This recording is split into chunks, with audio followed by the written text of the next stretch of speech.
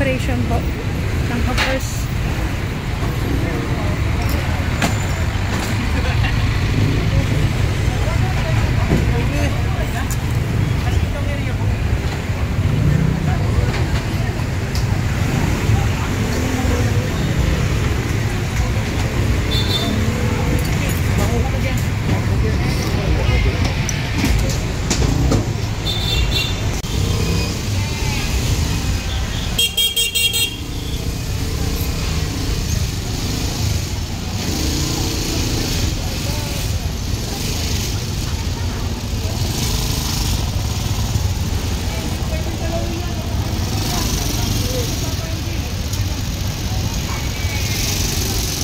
Evangelista Street tayo. Evangelista Street.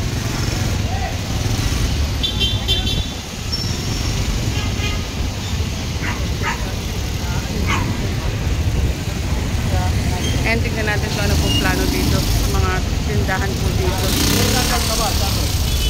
Sir, kumpiskado po ba to? Ano pong plano sa mga yan? Hindi natin alam, nakatakot eh. Dito lang po tayo.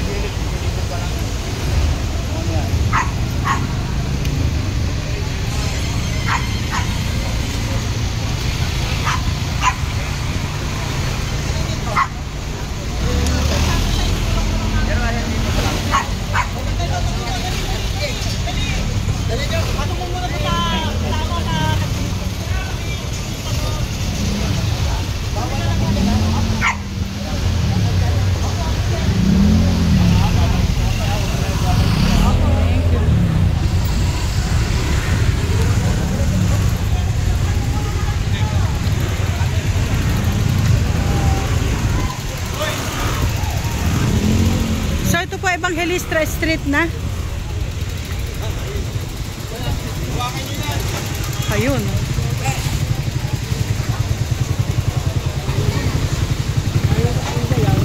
Pwesto po yata ito. Tataranta na sila kuya. So ito po ang daming mga nakapwesto rito na may mga cover, mga nakabalot po ito.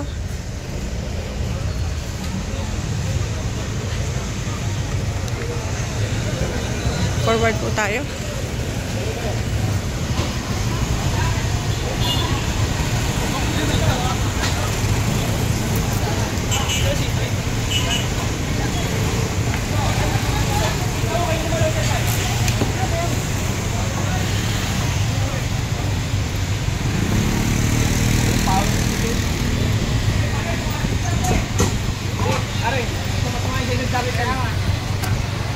Pagkasama-sama sa isang charity.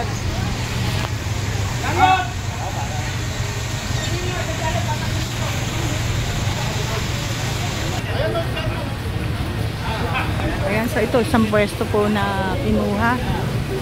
Ano, balot yung escape po ito. Isang pwesto. Nakabalot siya.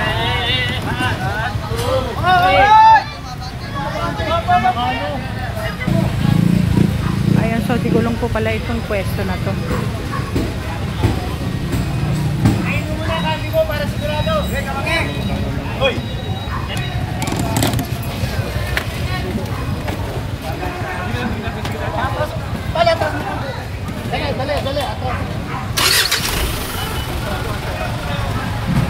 Ayan, so yung mga valuable po na gano'n, isasakay dun sa chariot. Wala boss.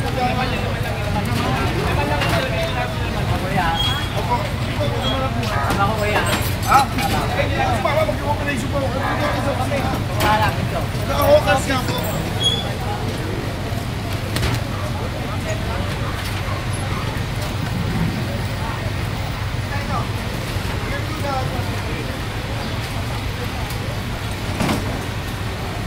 Ayun, daming mga tools, pati mga screwdriver. Ay, isakay na po lahat.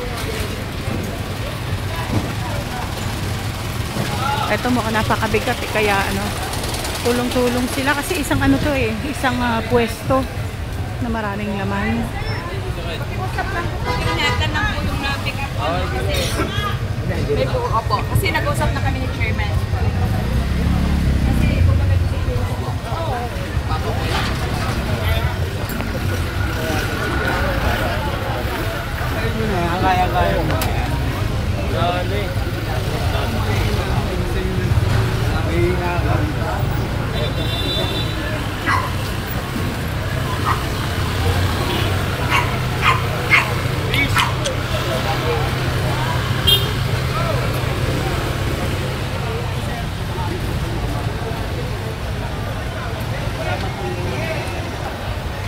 ate, ang inaano.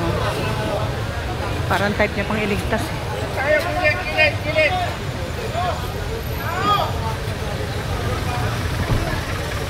Ayan siya, ikukubli niya na po yung ano, yung pwesto niya.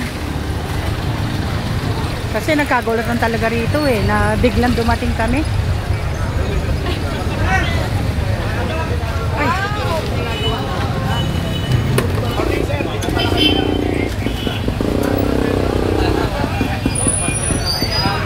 Nakatarantahan po sila ngayon. Kasi mga pwesto nila, ayan. Nakakalat po kasi, nakalabas doon sa may bangketa. Yung mga ano nila nakalabas talaga eh. Kaya yan. Kaya kailangan talaga iligpit. Tanggalin dito sa kalsada. Kasi actually yun, nasa ano na to eh. Nasa kalsada na. Wala naman sa bangketa.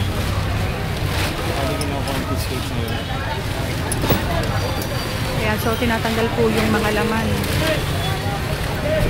Kinukumpis ka. Pero pwede naman po yata nilang balikan ito ulit sa ano sa hawkers. Kasi makukuha din naman po nila kaya lang nakaayos sila ng pwesto. Kaya kinumpiskate yung kanilang mga gamit. Yung mga paninda po nila. Ito naman pong pwesto na to kanina, panahirapan silang isampa. Napakabigat eh. Oh. Talagang kailangan to tanggalin yung mga laman sa loob. Tayo nyo muna. Kailangan talaga mabawasan kasi mabigat talaga. Puno po yung laman sa loob. Ayan, malamang to ano talaga eh. Ayun, tatanggalin na lang yung laman at isa-isang isasampa. Iba yung laman itong napakabigat. Ayun, puro tools pala. Mga tools po yun naman ito, kaya pala mabigat eh.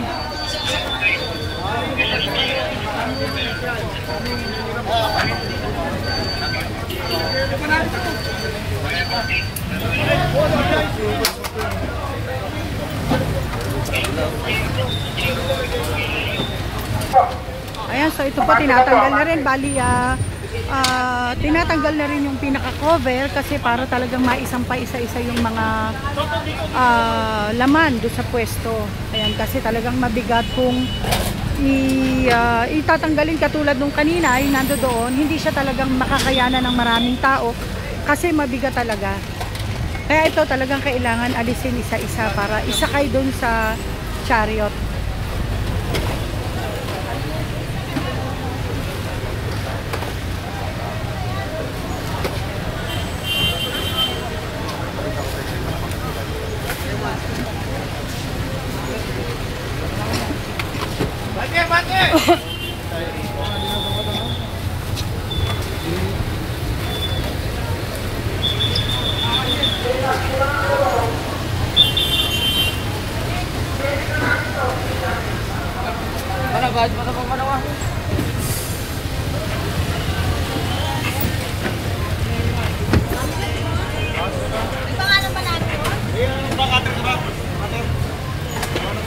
Gagalit pa si ate.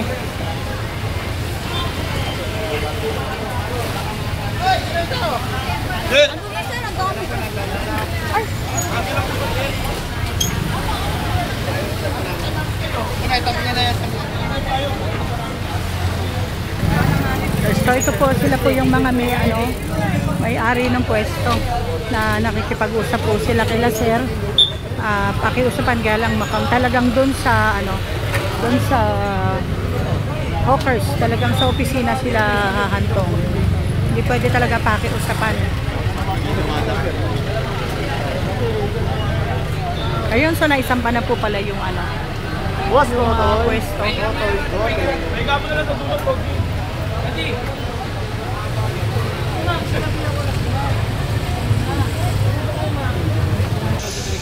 Ito dumating na po si Sir Alejandro, si Director Rafi Alejandro. Okay. Hi sir, good morning. Good morning po.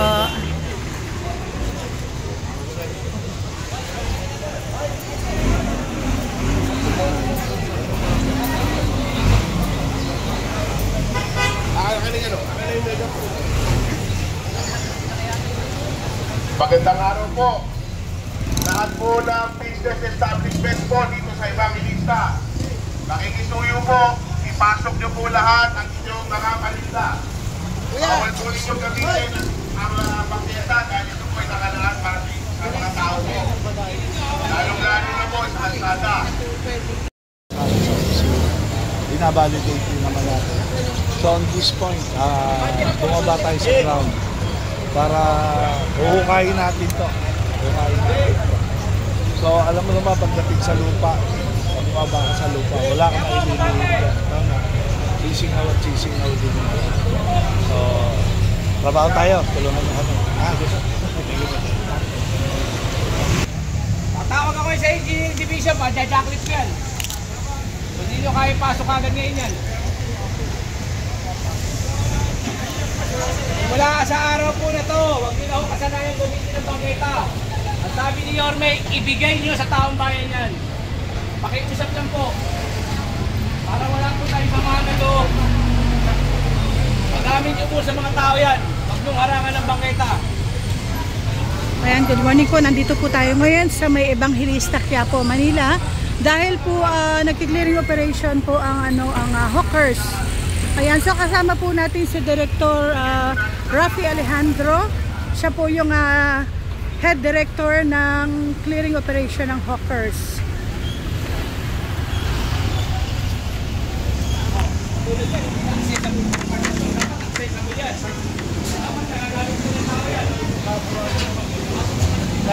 Ginawa niyo ng bodega, ginagawa pa.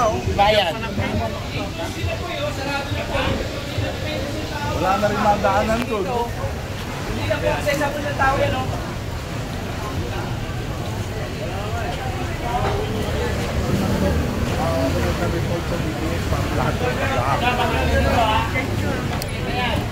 Ay, sorry.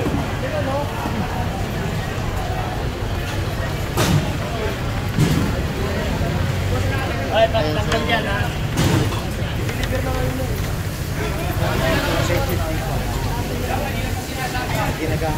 Ayan, so nakikita po ni Director Alejandro yung mga nasa bangketa. Hindi na po kasi madaanan talaga ng tao yung bangketa. Nasa karsada na sila. Pero kayo naman, gusto nyo kayo ang makumal yan. Sabi ko yung sa tao yan. Sa tao. Nagbubihan naman po kayo. Hindi na pwede paka-abuso. Hindi kayo maghanap po.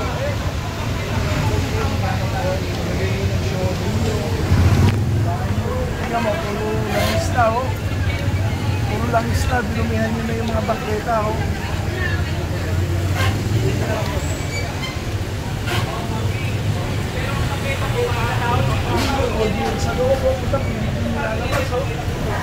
Ay, napansin nga naman, maluwag din sa loob.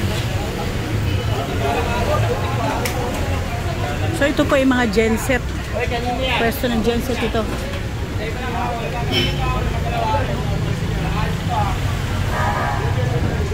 O sa'yo, alisin niya, parking daw niya. Pasok nyo naman dali.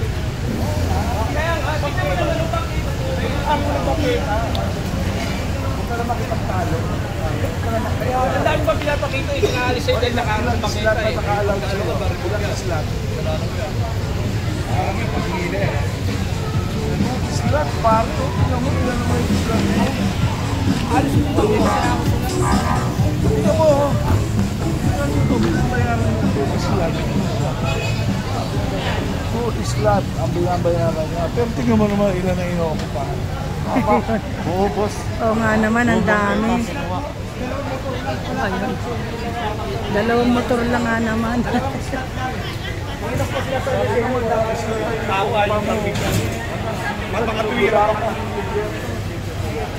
Ayun, so dalawa nga lang naman ang binayaran, tapos ang mga nakapark, ang dami.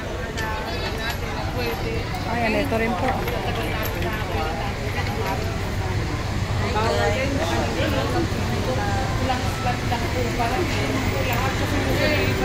Sobrang Ayun, so yun po yung nakikita ni Sir Alejandro.